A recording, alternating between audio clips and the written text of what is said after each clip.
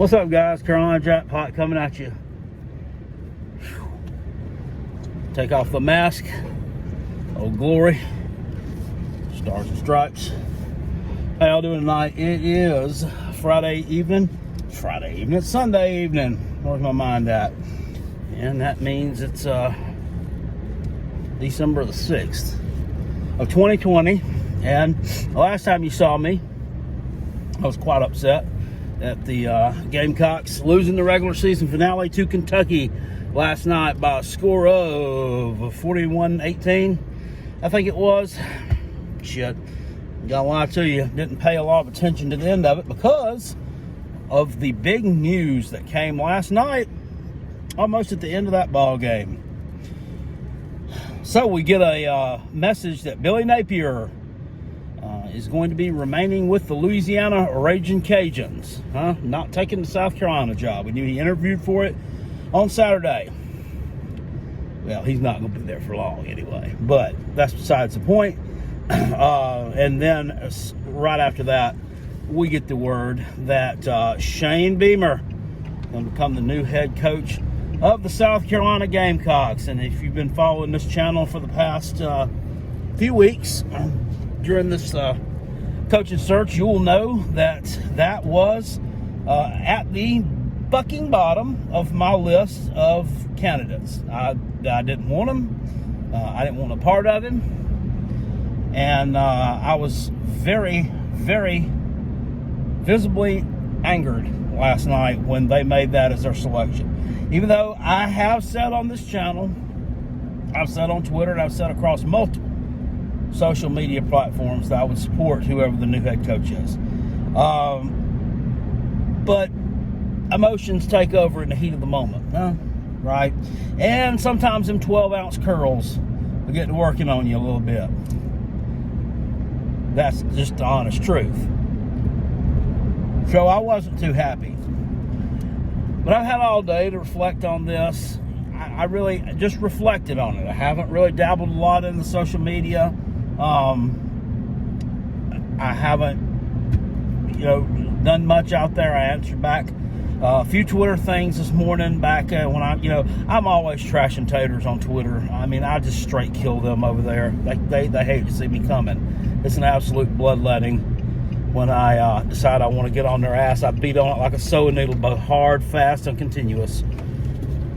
But that's about it. I've just kind of removed myself from it. Went to the mountains today, did some shopping, and just enjoyed the nice day, nice winter day, nice late fall / early winter day, and did some reflecting, soul searching. I said, you know what the right thing to do is. You know what the mature thing to do is as a fan is to accept this. You have to accept it for what it is, and you have to give the man your support and hope for the best. Here's the thing, guys. He's not going to be any worse than what we had. There's no way that he can be any worse than what we had. No way. Mark it down, screenshot it, remember this video, pin this video. Just remember, the Carolina Jackpot said this on December 6th, 2020. There is no way that Shane Beamer will ever be worse than what Will Muschamp is, ever. Now, that's not really setting the bar too high. It's all going to be about who he hires. It's all going to be about who he hires and who he brings on his staff. That's it. I've heard some names being floated around out there. I don't know if any talks are in progress right now. I'm sure they are. Because this is going to be a heck of an undertaking, a rebuilding job. Some people said, Jackpot, it's not a rebuilding job, it's just a retooling job. No, this is a rebuilding job. Our recruiting class for 2021 is currently ranked number fucking 89th. It's a rebuilding job. Okay. He's going to have to go out. They're going to have to get some of these recruits back that have decommitted, that committed to other places. Fuck that. Come back to South Carolina. Fuck that. You decommit from there. Come back here. That's what we're going to have to get. That's what we're going to have. We're going to have. I don't think we have the money to go out and to pay his salary, to pay off the rest of the contract for Shithead, to get the best coordinators out there, but there are ones that we can get that can be pretty damn good. Right now, I saw a name out there floating around as Brian Johnson, the guy who actually interviewed for the job. That's the head coach, or the offensive coordinator, at Florida. Hey, idiots on here will tell me Brad Johnson would never leave Florida for fucking South Carolina to make a lateral move to a shit school when he could be a head coach in a couple years. You don't know that. Next year, he's not going to have Kyle Trask to work with. He's not going to have Kyle Pitts to work with anymore. So, without that clay to mold some more, I could see that him leaving there for greener pasture somewhere else. He thinks he may make a difference. It's one more stepping stone towards a good head coaching job instead of just a decent head coaching job. I could definitely see that happening. Another name that everybody's seen out there is Garrett Riley. That's the brother of Lincoln Riley, right? He's the offensive coordinator at SMU. That's the one that I could see being most likely to happen out of the two. He's another young guy. SMU has a pretty high-flying offense. They have not been as impressive to me this year, maybe as they were last year. But that's not a hire that I would hate. I mean, if he's rubbed off of the same bark from the same tree of Lincoln Riley, he's got to be pretty decent. And then you turn it over to the defensive coordinator position. I've seen they have been going after, or potentially going after, Jay Bateman, who is the DC at North Carolina. Jay Bateman was the DC at Army. Architects, pretty good defenses there. And he's obviously friends with Bob Caslin, the university president, who came from the military academy last year, and he knows some of these other people, including Beamer. So we get him. I think it'd be a hell of a coup. His numbers have not been exactly eye-popping at North Carolina, but that's probably due to the fact that North Carolina really doesn't have great defensive talent. And this is not a shot at North Carolina. This is just who they are. This is how they've recruited in the past. Keep in mind, they're still playing with a lot of Larry Fedora's players. Now, he ain't been gone that long. So you've got that. I mean, I'd take it. I definitely would. I also heard the name Barry Odom floated around. That would not be high on my list of choices. Didn't Barry Odom give up 50 fucking points yesterday to his ex-team, Missouri? And South Carolina gave up 17 to them when we were severely undermanned. So, yeah, I don't know about that one. I don't know about old Barry. I haven't heard the greatest things in the world about him. So, Jake Bateman, it would be right now for me. I'd love to get that. I've also heard the name Bud Foster floated around out there, coming out of retirement. Hell, I don't see that happening. Man's been retired for a couple of seasons. I don't think he's going to. I don't think he's got the itch to coach again. I wouldn't. I just wouldn't. I don't think that's going to happen. I think that's just somebody making something up to put out on Facebook or Twitter just to get some clicks and that sort of thing. He's got to get the fucking players. He's got to get players. If he doesn't get players, this thing is doomed to failure. It's absolutely doomed to failure. Now, no matter what we do, this 2021 recruiting class is going to suck ass. It will probably be, it's not probably about it, it's going to be numerically the worst one we've had at South Carolina since they started ranking them. There's just no way it's not. But you know what's opening up in January? The one-time transfer portal, where you don't have to sit out a year, where you can transfer anywhere you want to for the first time. A lot of people are going to be taking advantage of that. A lot of people, we've already seen names entering the portal right now. I think the sexiest name out there right now is McKenzie Milton, the quarterback from UCF. He'll probably end up at Nebraska. But there's a ton of other ones out there, some really good players who have entered that portal already, and there will be a lot more that are going to enter it. I say hit that damn thing as hard as you fucking can.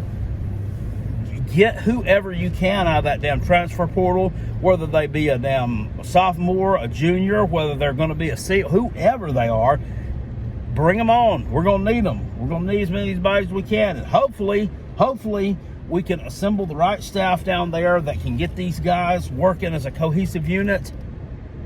And who knows? I mean, it is possible if next year is normal and not a quote-unquote COVID year, like it is, I say quote-unquote COVID year because they're all COVID years, for at least the next 20 years, because this is going to have a lasting financial impact across the sport for years to come. I said that before.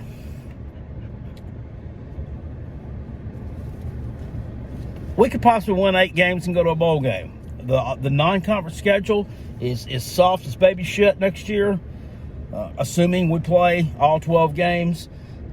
There's chances there to win games. 2020, we just might as well forget that it even existed. Because it was a horrible year. I don't think anyone predicted 2 wins. I predicted 5. I said most of my Tater friends, of course, they hate on the Gamecocks anyway, so they predicted 3. Nobody was really predicting 2, though. That's just weird. And the one that we got the wins against, I think Vanderbilt was kind of a gimme that we would get that. But getting the win over Auburn, if you went back, if you would tell me in September, hey, jackpot, your team's going to win 2 games this year, who are you going to win them against? I would have said Vanderbilt and Missouri, or Vanderbilt and Ole Miss. I would not have said Vanderbilt and Auburn. But so we did. Or I might have said Vanderbilt and Tennessee. Sorry, Tennessee fan, it's true. I have no choice but to reluctantly get on the caboose of the Shane train. I'm getting on the caboose. You know why? Because when it starts to slow down a little bit, I can jump off unscathed. I'm not getting up near the locomotive. Hell no. I done learned from the Will Muschamp experience that we're not doing that again. I'm not going all in with these coaches like that until they show me something. You're going to have to show me something in the win column, something of significance. Not winning 9 games against pathetic competition when your conference is having a down year. We're going to have to win something of substance. I'm talking about 9, 10 games that actually mean something, and go to a bowl game and win something that actually means something. Then you will have my undying love. Then you may see me up there on the locomotive of the damn Shane train. Hell, I might be honking the damn horn on the son of a bitch. But right now, I'm back by the caboose, buddy. At least for right now. I'm giving you a chance. I'm going to give you a chance. You got my support. You got the support of Carolina Jackpot. Whatever I can do for you, I'm here for you, sir. Whether it be advice, whether it be motivational speeches, whether it just be a shoulder to lean on sometimes, or somebody to talk to, I'm here for you. Everybody support your coach, whether you like it or whether you don't, whether you agree with the hire or whether you don't. The mature thing to do, the right thing to do as a fan, is to support him. Right, Zig? And I'm not going to tell you how to fan. You can fan the way you want to fan. I'm going to fan the way that I choose to fan, and the way I choose to fan is I'm going to blow my top. I'm going to blow some steam off when I get pissed off. But when my head's clear and I've had time to think about it, I'm going to retract myself, and I'm ultimately going to do what I feel is right. And what I feel is right is I'm going to support this man. Go Coach Beamer. Get us a good staff built together. Get us some players out of the transfer portal. Go get some recruits, man. Hit that damn recruiting trail. I think there's some kids that are hungry to come to an SEC program, and I think they'd like it here. I really do. Bring some of them former players along with you if you can. Get them to give a testimonial about how good of a job you'll do. All right? Peace out, guys. Spurs up to my toes up. I'll see y'all later. Make sure you watch our podcast tonight at 9:30. The Rob Comrade and Kale Show. We will go live and be discussing our picks from last week, what's going to happen next weekend, and what the future holds for the Clemson Tigers, the South Carolina Gamecocks, and hell, we may take some phone calls from you all too. I'll see y'all later. Peace, and I'm out. Spurs up.